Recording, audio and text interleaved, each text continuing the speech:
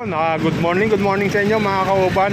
February 12 ng umaga mga kauban. So po, heavy traffic po ngayon dito sa Balagtas, sa may malapit sa lumang munisipyo. Dahil nga po sa may ginagawa nga po rito, pinatakpak po yung nila yung karsada para palitan po yung dating kanal, papalitan po ng Tosang. So ngayon, napakahaba po ng traffic dito. Yung galing po sa parting Kabayanan ng Giginto, yun, sa may bayan ng Balagtas. Kakabulbol na po. Tapos kasi po yung pinakagitna po ng karsada, nilagyan na po ng mga straw, tali, yon, caution. May barangay naman po rito, tsaka traffic enforcer. Shoutout sa inyo sa mga enforcer na nagpapanatili ng kaayusan ng traffic. Ayan, dito sa Balagtas, yan. Yun, sa may tulay po, pagpapunta ka ng bayan ng Balagtas, ng Palengke. So yun, napakahaba po ng traffic doon. Nagwa one way na po ron. Dahil nga po yung karsada, kalahati na lang po ginagamit. Yun, shoutout kay Carla Vergara, yun, tsaka kay Sir Rexy. Yun, yun. So yun, kung mapapansin nyo rito, halos usat pagong po rito. Tapos sasabayan pa ho ng mga nagpa-parking sa may gilid. Kaya po medyo nadidelay po yung mga takbo rito ng mga sasakyan. Ayan,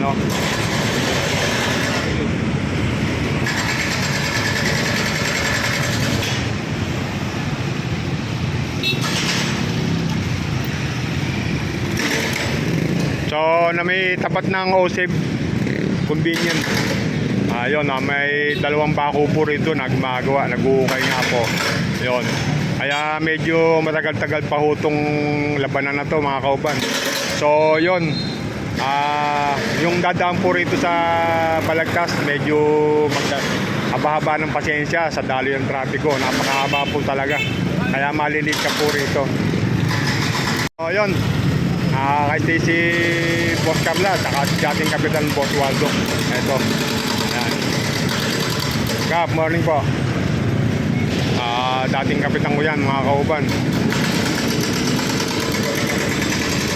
Napakahaba po ng traffic. Napakahaba. So yun, shoutout ulit kay Barangay. Napakasipag. Siya na naman yung nakita ko rito sa gitna ng kapsada. So ayan, may tali po rito sa may gitna. So kung mapapansin nyo, ito po yung Kawino papuntang Manila. Ngayon po hinati. Dito na po pinapadaan yung panorte. Yan, yung papuntang po ng Giginto. Dito na po sa kabila. Kaya bali naka one way lang po sila. Kaya sobra ang traffic dahil nga po sa ginagawa yung kanal dito. Tapos nagyadaan pa po yung mga malalaking truck. Kaya yun, sabay-sabay na yung pagdala nila to, kaya may talagang traffic. Yun, makasabay ka rin sa init ng ulo ng mga tao. At napakarami pong malilate sa trabaho. Kaya yung mga papasok, agahan nyo po, magbaon po ng mga habang oras at pasensya. Yun.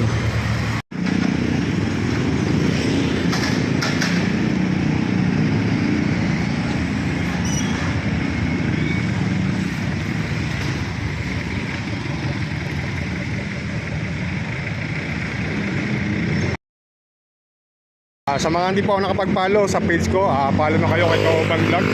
May page din po tayo sa YouTube, Kauban TV. Yun, subscribe na po kayo. Maraming salamat po and God bless. Yung ginagawa pa akong forma rito sa yung ginagawang karsada.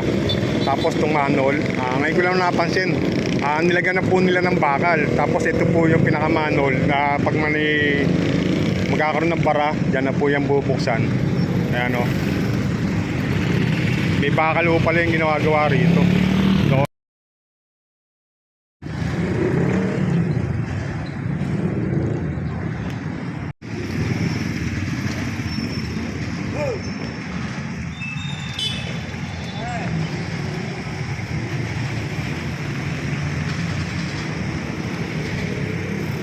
So bali dito, kinokontrol po ni sir yung dali ng traffic rito. Dahil nga po hindi pwedeng sumabay, dahil nga po may tumatawid dito sa may papuntang Panginay. Kailangan i-control, stop. Pag medyo maluwag, yun, i-go-go. Katulad po niya, hindi po dapat meron dito. Pag may magko-cross dito, magkakaroon po ng cause ng traffic, yung manggagaling po ng tulay papuntang Kabayanan. Hindi po makakalusot dito, ma-stop sa may gitna at magkakaroon po ng traffic. Ayan, Yan, magkakaroon po ng traffic. Tapos katulad po niyan, kakaliwa po to.